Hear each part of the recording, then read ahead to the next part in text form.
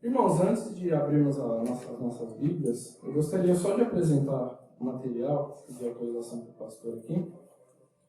O primeiro material, do que eu escrevi, é o Apocalipse, né? Acho que a maioria aqui já conhece, já adquiriu. Aqueles que estiverem interessados, a Vanessa vai estar ali na frente depois. E esse aqui é o mais novo lançamento, se chama Vivos para Sempre, né? É um livro sobre o arrebatamento. Aqueles também que estiverem interessados, esse aqui eu lancei faz 2 meses, então a igreja não conhecia ainda. E a Vanessa também vai estar ali depois, para aqueles que quiserem. Vamos para a palavra de Deus. Abram a sua Bíblia, no livro na carta de 1 Coríntios, capítulo 15.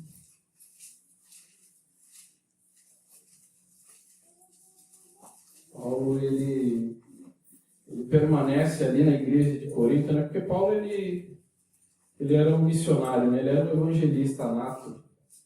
Ele chegava numa cidade, plantava a igreja, estabelecia a liderança e depois partia para a próxima cidade. E ali em Corinto, ele fica por 18 meses, ou seja, 1 ano e meio. E foi a segunda igreja que ele ficou por mais tempo.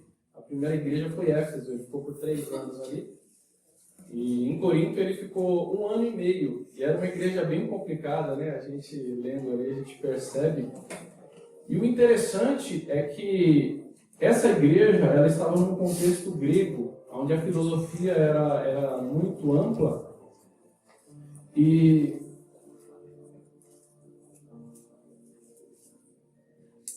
era costume dos gregos se reunirem nas praças públicas para debaterem filosofia, não é? Eles chegavam ali no meio das praças e começavam, alguns líderes ali começavam a dizer o que pensavam do mundo, a chamada cosmovisão. E aí o povo, os cidadãos ali presentes, eles escolhiam uma das vertentes para seguir. Então, quando essas pessoas começam a se converter para a igreja, elas começam a aderir também a um líder, a outro líder. É por isso que Paulo vai dizer, né, que uns dizem que são de Paulo, outros são de Pedro, outros de Cristo, né, e outros de Apolo. Então era esse costume dos gregos, que quando eles se convertiam, eles acabavam também transferindo para a igreja. E aí Paulo ele vai dar uma exortada nos irmãos ali. Mas o interessante é que uma das impossibilidades que os gregos eles tinham de acreditar era na ressurreição. E eu achei muito interessante, pastor, a leitura que o senhor leu em Salmo, o louvor também que os jovens louvavam. E é interessante que o pastor falava, né, do elogio que o salmista faz a Deus. E hoje nós vamos falar muito sobre a grandeza do nosso Deus. E eles tinham essa dificuldade de crer na ressurreição. Então, o capítulo 15, que nós vamos ler agora, de 1 Coríntios, é um ensinamento de Paulo em questão a abrangência, em questão a importância da ressurreição para a nossa fé. Vamos ler 1 Coríntios, capítulo 12. Eu vou ler na minha versão NVI, tá bom? Os irmãos só acompanham aí. Olha o que Paulo vai dizer a partir do verso 12. Ora, se está sendo pregado que Cristo ressuscitou dentre os mortos, como alguns de vocês estão dizendo que não existe ressurreição dos mortos? Se não há ressurreição dos mortos, então nem mesmo Cristo ressuscitou. E se Cristo não ressuscitou, é inútil a nossa pregação, como também é inútil a fé que vocês têm. Mais que isso, seremos considerados falsas testemunhas de Deus, pois contra ele testemunhamos que ressuscitou a Cristo dentre os mortos. Mas se de fato os mortos não ressuscitam, ele também não ressuscitou a Cristo. Pois, se os mortos não ressuscitam, nem mesmo Cristo ressuscitou. E se Cristo não ressuscitou, inútil é a fé que vocês têm, e ainda estão em seus pecados. Neste caso, também os que morreram ou os que dormiram em Cristo estão perdidos. Verso 19. Se é somente para essa vida que temos esperança em Cristo, dentre todos os homens, somos os mais dignos de compaixão, somos os mais miseráveis. Mas, de fato, Cristo ressuscitou dentre os mortos, sendo Ele a primícia, ou o primeiro fruto, ou o primeiro a ressuscitar. Porque Lázaro morreu primeiro que Cristo, mas ele ressuscitou primeiro, mas ele morreu logo após. E os demais também ressuscitaram e morreram. Mas Cristo é o único que ressuscitou e não voltou a morrer. É por isso que a Bíblia diz que ele é o primeiro dentre aqueles que ressuscitaram, por causa da verdadeira ressurreição. Então, quando nós analisamos as Escrituras, nós precisamos olhar para o passado. Por quê? Porque a Bíblia, de fato, ela foi escrita para igrejas locais, como é a carta aos Coríntios, aos Efésios, aos Gálatas. E também foi enviada para pastores locais, como é o caso de Tito, de Timóteo.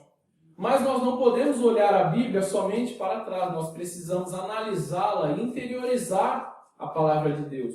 Porque nós também somos igreja.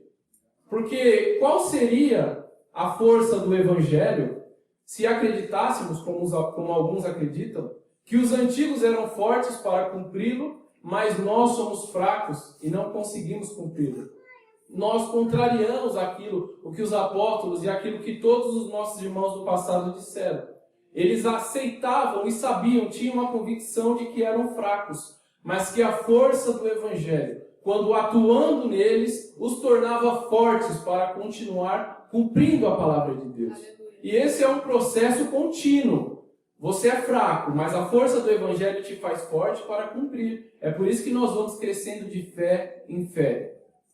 Então, esses dias, é muito interessante. Eu estava conversando com um amigo do Rio de Janeiro e ele me perguntou o que eu achava sobre a possibilidade de alguns textos da Bíblia terem sido acrescentados depois. Eu falei para ele, irmão, esse tipo de assunto não interfere nos meus estudos e nem na minha vida prática. Portanto, é um assunto que eu não me importei em estudar a fundo. Então ele me apresentou um irmão que tinha escrito diversos livros sobre esse assunto, né? Ou seja, Mateus ele não escreveu todo o livro de Mateus, mas alguns versículos foram acrescentados depois. É disso que eu estou falando. E esse irmão, que escreveu alguns livros, ele vai dizer que era cristão, mas que depois de muito estudar, ele deixou de ser cristão, ele deixou de acreditar em Cristo. Ou seja, ele virou um ateu. E eu falei algumas coisas para esse irmão e finalizei dizendo: o Cristo que esse rapaz servia não é o Cristo que eu sirvo. E aqui nós já começamos a compreender a grandeza do nosso Deus. Porque o Cristo que eu sirvo é um Cristo pessoal, é um Cristo da experiência. Seria tão ilógico quanto eu dizer que a minha filha Emily não existe, depois de eu ter brincado com ela, ter tido experiências com ela. Porque um Deus, o nosso Deus, que pode ser anulado por meros argumentos lógicos, esse Deus ele é um Deus fraco, não é o Deus que eu sirvo. O Deus pessoal, que fala comigo, que tem experiências comigo. Um Deus que pode ser cancelado por mero materialismo, ainda que a materialidade possa ser a própria palavra escrita em papel, como é a Escritura Sagrada.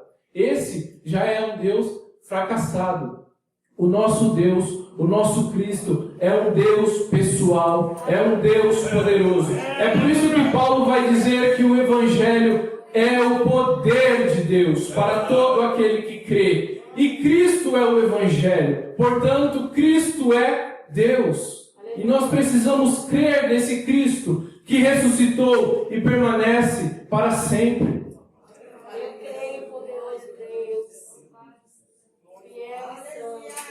Paulo vai dizer para Timóteo, no capítulo 1 e no capítulo 6, que ele é o Rei dos Reis e Senhor dos Senhores. Ele é o único imortal e habita na luz inacessível, pastor. Nós estamos falando da grandeza do nosso Deus. E se esse Deus foi capaz de criar a luz inacessível, quanto maior Ele é, Quanto maior é esse Deus que nós servimos, e no meio das tempestades Ele está conosco, foi o que a Mandy disse aqui na ministração. Mesmo em meio ao Covid, Ele está conosco, e nós precisamos crer na ressurreição, crer no que Ele diz, e é o que Paulo vai dizer aqui em 1 Coríntios.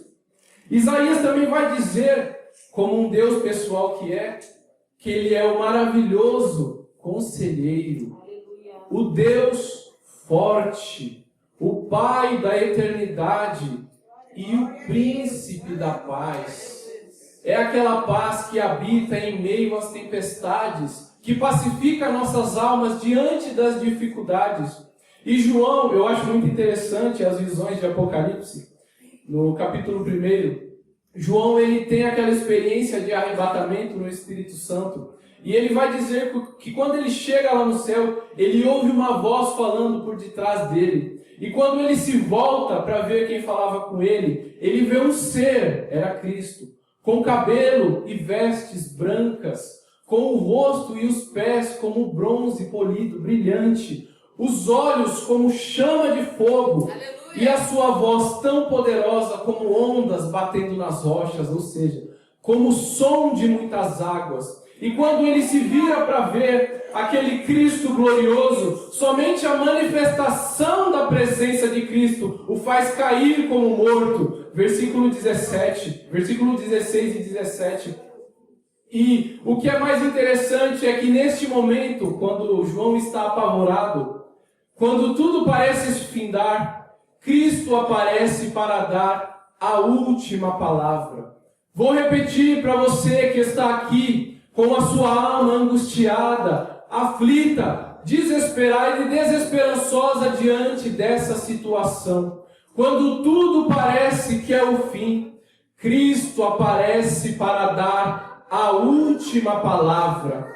E Ele vai dizer no verso 17, não temas, não temas, eu sou o primeiro e o último. Eu sou o princípio e o fim. Cristo está dizendo que não existe nada entre o primeiro e o último, o princípio e o fim, em que Ele não esteja atuando em cada um de nós. Não existe nada entre o haja de Deus, o princípio, e o juízo final, o fim, em que Ele não esteja atuando em cada um de nós. Ei, Cristo não perde o controle da situação. Cristo não perdeu o controle da sua vida. Ele está no controle de todas as coisas. E eu vejo muitas pessoas, eu percebi, muitas pessoas ficando desesperadas quando a nossa querida irmã Fabiana Anastácio faleceu. Mas quando olhamos com a visão de Cristo, nós percebemos que ela está viva. Porque Cristo ressuscitou e com a sua ressurreição Ele venceu a morte. E nos versículos finais do capítulo 15, Ele vai dizer, Paulo vai dizer, onde está a morte, a tua vitória? Onde está a morte, o teu aguilhão? Cristo ressuscitou, irmão. Ele está no controle de todas as coisas. Nós precisamos crer naquilo que é eterno. Nós precisamos crer na ressurreição. E ele vai dizer no verso 18, ainda de Apocalipse 1, sou aquele que vive. Estive morto, mas eis que aqui estou. Eu não sei se você consegue percebê-lo, mas ainda que você não esteja percebendo a Cristo, Ele está vivo, Ele está aqui, Ele está manifesto. Eu posso sentir a presença dEle, eu posso sentir o bálsamo dEle, e esta é a minha oração, para que Ele alcance você onde você está, ainda que esteja enlutado por conta de algum ente querido que perdeu, ainda que o seu coração esteja desesperado, que o Espírito Santo possa invadir a sua alma, inundar o seu ser com o bálsamo, pacificando a sua existência. Eu me lembro de Paulo falando aos Tessalonicenses, no capítulo 4, no verso 13: irmãos, não queremos que vocês sejam ignorantes quanto àqueles que já morreram, para que vocês não se entristeçam, como aqueles outros que não têm esperança, a esperança da ressurreição. Se cremos que Jesus morreu e ressurgiu, cremos também que Ele trará, mediante Jesus, e junto com Ele, aqueles que nele dormiram. Ou seja, se Cristo vai trazer junto com Ele aqueles que nele morreram, é sinal de que aqueles que morreram agora e aqueles que morreram no passado estão junto com Cristo, participando das bênçãos que nós também esperamos. Oh, aleluia! E eu me lembro daquele homem que estava crucificado ao lado de Jesus. Olha para ele e diz: Senhor, lembra-te de mim quando entrares no teu reino. E Jesus olha para ele e diz: eu te garanto, ainda hoje você morrerá. Foi isso que Jesus disse? Depende da ótica, certo? Se olharmos com a ótica terrena, foi exatamente isso que Jesus disse: ainda hoje você morrerá. Mas Cristo, Ele observa com a ótica celestial, e Ele vai dizer para aquele homem: eu te garanto, ainda hoje estarás comigo no paraíso. Essa é a visão celestial. É isso que nos dá esperança. E Paulo finaliza Tessalonicenses dizendo: consolai-vos uns aos outros com estas palavras. É exatamente isso que nós precisamos ter nesses momentos de dificuldade, porque muitos já não creem mais nas coisas celestiais. É o que Paulo vai dizer no verso 19: se é somente para essa vida. Tremendo é Deus. 1 Coríntios 15 ainda. Se é somente para essa vida que temos esperança em Cristo, dentre todos os homens, somos os mais dignos de compaixão. Paulo diz do verso 13 ao 19: é importante crermos na ressurreição. Ora, porque se não há ressurreição, nem mesmo Cristo ressuscitou. E se Cristo não ressuscitou, é inútil estarmos aqui cultuando a Ele. Pois se Cristo não ressuscitou, nós ainda estamos em nossos pecados, é o que Paulo está narrando, e ainda estamos caminhando a passos largos para a condenação. Se Cristo não ressuscitou, somos considerados falsas testemunhas de Deus, porque falsamente afirmamos que Ele ressuscitou a Cristo dentre os mortos. Precisamos crer na ressurreição. Da ressurreição depende a nossa esperança. E muitos já perderam essa esperança. Paulo vai dizer: se é somente nessa vida que esperamos em Cristo, somos os mais miseráveis de todos os homens. E grande parte daquilo que temos, que reconhecemos como igreja, já não esperam mais em Cristo no mundo por vir. Esperam em Cristo somente nessa vida.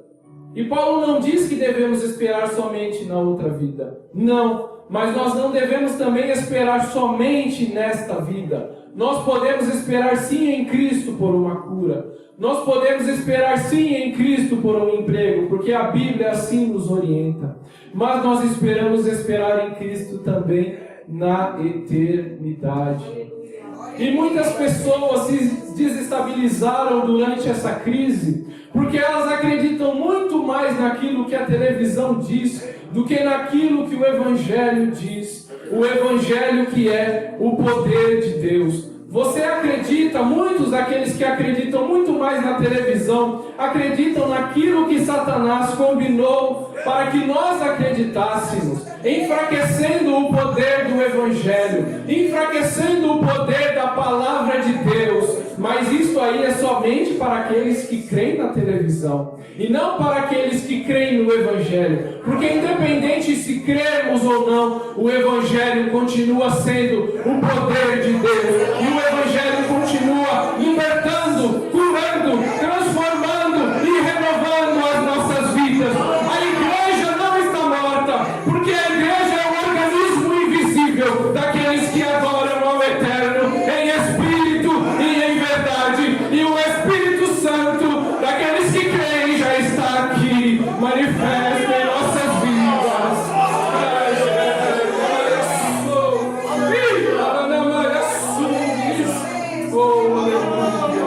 Precisamos crer naquilo que Deus diz. Paulo vai relatar que ele vê ali em 2 Coríntios capítulo 12, ele ouve coisas indizíveis quando ele adentra nos lugares celestiais. E João, nas visões de Apocalipse, vai dizer que ele vê o próprio Eterno assentado em cima, sob um trono, exaltado, e em seu redor haviam serafins, anciãos, querubins e um arco-íris que o circundava, e o eterno Cordeiro também estava com ele. E muitos já perderam essa esperança daquilo que é eterno, daquilo que faz parte da outra vida, porque para Cristo a morte já não existe, porque ao ressuscitar Ele quebrou o poder da morte. Portanto, aqueles que morrem em Cristo já morrem salvos para sempre. Aqueles que morrem em Cristo já morrem salvos para sempre.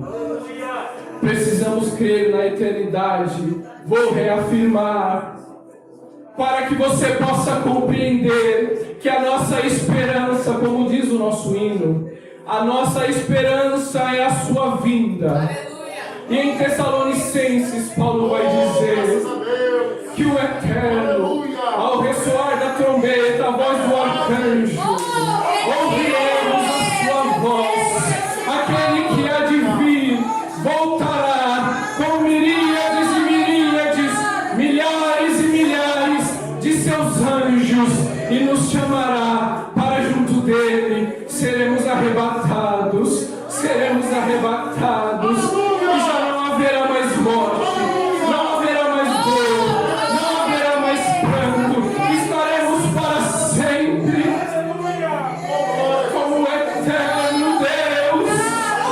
Eu estou falando da eternidade, eu estou falando do Deus eterno, que permanece para sempre. Ele não é um mero jogo de palavras que pode ser anulado pelo raciocínio humano.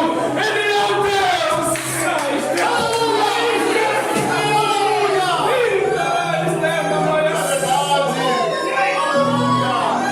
E Ele está aqui. Ele está aqui. Adonize meu As conquistas dessa terra são passageiras, e as conquistas da vida por vir são eternas. Sabe aquele momento em que o Espírito Santo acha por graça se manifestar? E nós sentimos a presença dele. E uns falam línguas, outros choram, outros ficam apenas em silêncio, contemplando a presença manifesta do Eterno. E nós dizemos: ah, como eu queria que este momento não acabasse.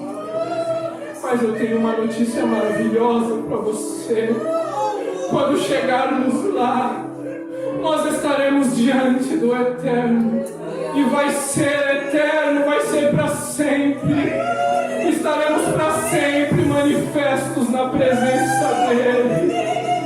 Portanto, a minha oração esta noite é que o Espírito Santo abra a sua visão espiritual, que você possa contemplar aquilo que é sobrenatural, para que você possa enfrentar as dificuldades dos nossos tempos, porque o fim está próximo.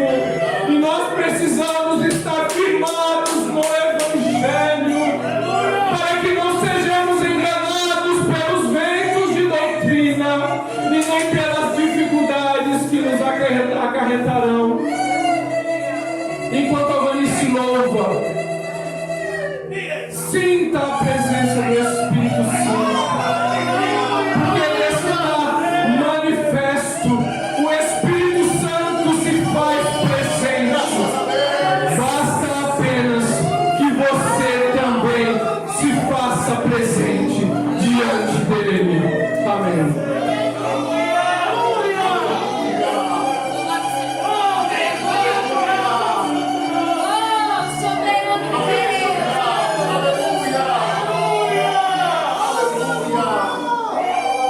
Aleluia!